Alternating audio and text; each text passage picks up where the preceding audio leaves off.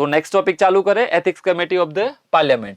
अब पहले तो आप कमेंट करके मुझे बता दीजिए, पहला स्टेटमेंट तो यही बन जाएगा कि एथिक्स कमेटी लोकसभा या राज्यसभा दोनों में होती है या केवल और केवल लोकसभा में ही देखने को मिलती है, क्योंकि आपके दिमाग में तो रहे ना कि कौन सी कमेटी दोनों हाउसेस के अंदर है या केवल एक ही हाउस में है। तो ध्यान रखना, पहला question, at present ethics committee आपको लोकसभा में भी देखने को मिलती है एज वेल एज राज्यसभा में भी देखने को मिलती है, पहली चीज। दूसरी चीज, इस पे क्वेश्चन मैं आपको दिखा देता हूं ताकि आपको इसका भी आइडिया लग जाएगा कि इससे रिलेटेड क्या क्या क्वेश्चंस बन सकते हैं। जैसे क्वेश्चन आपके पास आ गया, with reference to the ethics committee consider the following statements. पहला लिखा है, a presiding officer conference held in 1996 first mooted the idea of ethics panel for the two houses. मतलब पहली बार 1996 के अंदर जो एक कॉन्फ्रेंस हुई थी, इसमें बोला गया कि एथिक्स का पैनल मतलब एथिक्स की कमेटी दोनों हाउसेस के अंदर होनी चाहिए। दूसरा, ये जो कमेटी है ये कंप्लेंट लेती है, किसके अकॉर्डिंग लेती है? मीडिया रिपोर्ट्स के according. The committee entertain complaints based only on the media reports. तीसरा लिखा है, the rules applicable to the committee of privileges also apply to the ethics panel. तो जो कमेटी ऑफ प्रिविलेजेस को rule apply होते हैं वो इसको भी अप्लाई होते हैं, एथिक्स पैनल को भी। और लास्ट में लिखा है, the members of ethics committee are appointed by the speaker for a period of 1 year. जो उसके मेंबर्स होते हैं उनको 1 साल के लिए अपॉइंट किया जाता है।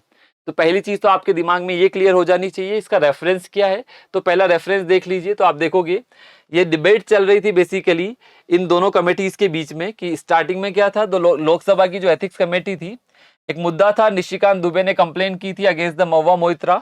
तो उसके बाद बेसिकली वो मामला एथिक्स कमेटी के अंदर गया था और काफी ज्यादा हाईलाइटेड हुआ था। तो पहली चीज ये ध्यान रखना कि आपकी जो हमारे वाइस प्रेसिडेंट थे के आर नारायणन साहब, जो लिखा है वो जब राज्यसभा के बेसिकली चेयरमैन थे तो उन्होंने एथिक्स कमेटी बनाई थी राज्यसभा के अंदर 1997 के अंदर। उसके बाद बेसिकली फर्दर ये कमेटी बेसिकली लोकसभा के अंदर भी क्रिएट कर दी गई। तो जस्ट यहाँ पे ये लिखा है कब कब बेसिकली आपकी कमेटी बनी थी और कहाँ से आपकी स्टडीज ली गई, ऑस्ट्रेलिया से, यूके से बहुत सारी स्टडीज ली गई, उसके बाद ये कमेटी बनाई गई। अब इस कमेटी के अंदर जो जो चीजें आप लोग को ध्यान रखनी है, अगर एक जनरल आप दिमाग लगाओगे तो आपने पढ़ा होगा कि जनरली जो कमेटीज होती है उनके चेयरमैन को स्पीकर अपॉइंट करता है। और दूसरी चीज ये भी ध्यान रखना कि जो कमेटीज का जनरल टर्म है वो 1 साल आप लोगों को जनरली देखने को मिलेगा। कुछ को छोड़ के बस जनरली आप दिमाग लगा लेना, कोई भी मिनिस्टर बेसिकली कमेटी का मेंबर नहीं हो, मतलब जो कमेटी का चेयरमैन भी नहीं बनेगा तो कमेटी का मेंबर भी नहीं हो सकता। जब आप पढ़ोगे ना, जैसे पब्लिक अकाउंट कमेटी है, एस्टिमेट्स कमेटी है, पब्लिक अंडरटेकिंग कमेटी है, तो कुछ जनरल पॉइंट आएंगे कि हर कमेटी का टर्म कितना है, 1 साल। मिनिस्टर उसका मेंबर नहीं बन सकता। जनरली स्पीकर क्या करता है, उनके मेंबर्स को, आपका जो भी चेयरमैन है उसको अपॉइंट कौन करेगा, आपका स्पीकर। तो यहां पर वही चीजें मैं आप लोगों को दिखा रहा हूं कि पहली चीज तो आप लोग ध्यान रखना कि ये कमेटीज जो बनी है, द रूल्स जो एप्लीकेबल हो रहे हैं कमेटी ऑफ प्रिविलेजेस में वो ऑल्सो अप्लाई होते हैं एथिक्स पैनल में। तो जो आपने पढ़ा था वो बिल्कुल सही था वहां पे।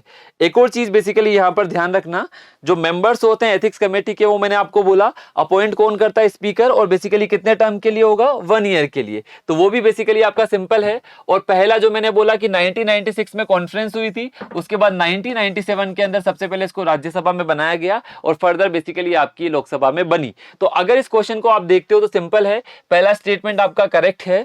दूसरा ध्यान रखना, केवल मीडिया रिपोर्ट के आधार पर नहीं चलेगा ये, यहां पे लिखा ना only on media report, media report से इसको लेना देना नहीं है। ये तो जो बेसिकली आपके मेंबर्स होते हैं, जो पर्संस होते हैं, जो कंप्लेंट फाइल करते हैं कि यहां पे बेसिकली काफी ज्यादा मिसबिहेवियर या एथिकल कंडक्ट नहीं है, तो मीडिया रिपोर्ट्स के आधार पे नहीं चलती। तो दूसरा स्टेटमेंट गलत हो जाएगा, तीसरा बिल्कुल सही है और चौथा भी बिल्कुल सही है। तो यहां पे only 3 is the correct answer, C is the correct answer आपको मिलेगा। तो एथिक्स कमेटी के बारे में 3-4 चीजें ध्यान रखना। 96 में यह आइडिया मूट किया गया कि एथिक्स कमेटी बनानी है। सबसे पहले 97 के अंदर राज्यसभा में बना, ठीक है। एथिक्स कमेटी है, इसका जो टर्म होता है वो 1 साल का होता है। जो इसके मेंबर्स होते हैं, कोई भी मिनिस्टर मेंबर नहीं हो सकता। चौथी चीज, स्पीकर ही बेसिकली इसके जो चेयरमैन को क्या करेगा, अपॉइंट करेगा इस कमेटी के। और ध्यान रखना कि रूल ऑफ प्रिविलेज जो है उसके सिमिलर अप्लाई होते हैं, ये नहीं भी रखोगे तो चलेगा, बट जितने पॉइंट्स मैंने आप लोगों को बताए वो थोड़ा थोड़ा ध्यान रख लेना, ताकि इससे रिलेटेड अगर कोई भी क्वेश्चन आए तो आप इजीली यहां पर ट्रैक कर पाओगे। एथिक्स कमेटी की यहाँ न्यूज में थी, महुआ मोइत्रा वाला जो इश्यू चल रहा था उसके बाद ये थोड़ा सा न्यूज में आया था।